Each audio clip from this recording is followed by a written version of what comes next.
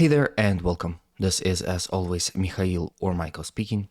Before the video starts, I want to express my eternal gratitude towards those who decided to support me financially, be it through Patreon, PayPal or Super Thanks. I really appreciate your generosity, so thank you friends and have a blessed day. Now today's video I will start with the situation that is currently developing in Novomikhailivka, as it seems that the Russian offensive here in this area is slowly gaining steam. Here, Russians continuously and relentlessly attack Ukrainian formations within the town itself, doing so from the north, as well as continue to expand their bridgehead within the town itself and advancing from the south. As a result of successful storming operations, Russians were able to advance both from the east and south, and this is exactly how much territories Russians were able to acquire from the Ukrainian side within the last 24 hours. As you can see, Russians further expanded their bridgehead in the eastern outskirts of it, as well as captured an important stronghold here, and are now currently fighting to take control over this stronghold next. With this recent territorial development, Russians are now able to storm Novomikhailivka from the south in support of the Russian storming operations from the east, with almost no serious defensive fortifications that will stand in between them and stop them. All of the Ukrainian attempts at stopping Russians currently isn't working, as Russians continuously and systematically advance here in this area. And with the fall of this stronghold, we might expect Russians storming the center of Novomikhailivka, and with simultaneous Russian attacks in the direction of this stronghold, we might see Russians consolidating their front here along these streets and these roads, thus capturing about 50% of this village. At this point, Russian control over the village stands at about 15%. The front line here is somewhat fluid, as fighting here continues with great intensity. Then let's discuss the situation in the general Vugar front, where in support of attacks in the direction of Novomikhailivka, Russians are too engaging in offensive operations from the village of Solodki across the entire field along this road in the general direction and in attempt to cut off O053 road that leads to Vugar.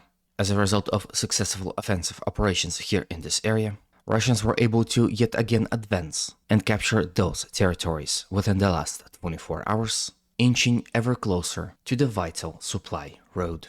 In conclusion, Russians are currently attacking across the entire front, so not only in the east, but also from the south in the general direction of Vugar. However, Vugar is too much of a convenient fortress to defend, so Russians here are unable to advance. But it might not be as important, because if Russians are able to advance and cut off this supply road, the defense of this fortress city will render useless. Then let's discuss a situation that is currently developing in Avdiivka. Although there is no territorial changes to report today, but it is important to notice that Russians are continuing to storm the city as I speak. Here they attack along this pond in the direction of Avdiivka city center, as well as continuously storm the last Ukrainian fortification that stands in between Russian forces and the so-called Road of Life. At this point in time, the road is fully under Russian fire control. So Ukrainian formations currently fighting in the southern part of Avdiivka are experiencing shortages in supply and ammunition, and with continuous Russian attacks here in this area, they might find themselves overwhelmed and unable to sustain such intensity of fighting. As the fighting in Avdiivka continues, Russians are heavily bombarding the town itself, especially the 9th quarter and coke plant located in the north. Here you can see the video that was taken by what seemed to be a Russian soldier behind Russian positions of an aviation strike on the Avdiivka coke plant. Generally speaking, as you can see on this video, Avdiivka has been badly damaged all throughout this fight and is currently in a very sad state. The new commander-in-chief of Ukrainian forces, General Syrsky, have promised Zelensky to stand ground and not give up on Avdiivka and significantly reinforce Ukrainians fighting in this city. This, of course, brought a change to the dynamic, as Ukrainians had started to counterattack with more resilience and determination. However, as you can see, it didn't bring any positive change. Although in the last 24 hours Russians were unable to advance within the city, Ukrainians too were unable to advance, and the last day was spent in heavy but pointless fighting.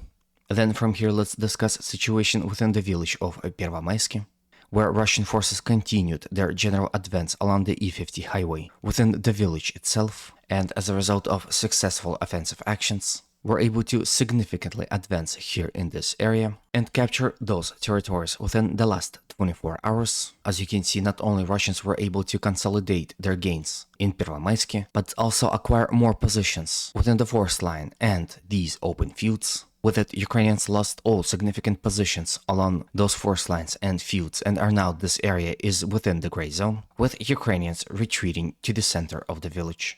And with continuous Russian assault from the east and from the north in attempt to strike Ukrainian formations in the flank and rear, we might see the situation for the Ukrainian forces here deteriorate rather quickly.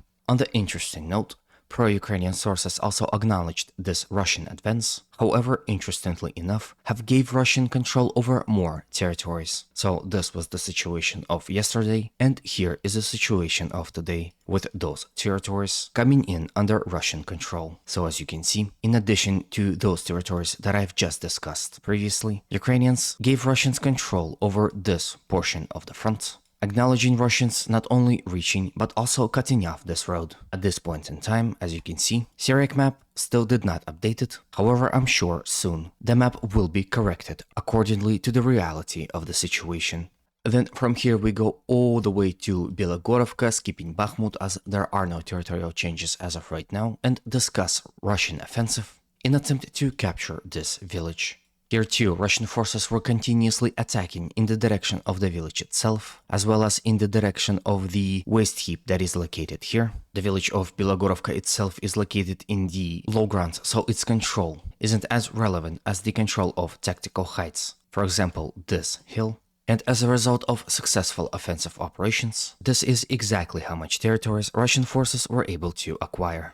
And if we add what Russians were able to acquire within the last few days within the territory of this factory, so to speak, we can see that generally speaking, those territorial changes are very significant. Russians are surely consolidating their gains here in this area and are currently very busy in storming this waste heap, as you can see here on this video, of Russian artillery firing upon Ukrainian strongholds and trenches that are currently located on the hill, destroying them in the process. It seems that the capture of this hill would be a tough goal to achieve, but as we saw earlier, with enough effort and artillery support, nothing is impossible. Then from here let's move to the Lugansk area and discuss recent Russian territorial advance near Novovodyane. This isn't a sign of a big offensive as it would seem. Here Russians were mostly attempting to expand their zone of control around the village to ensure that it will not become subject of Ukrainian counterattacks and ultimate capture. As you can see, there's virtually no bigger villages, so its control is important for both Russians and Ukrainians. In any way,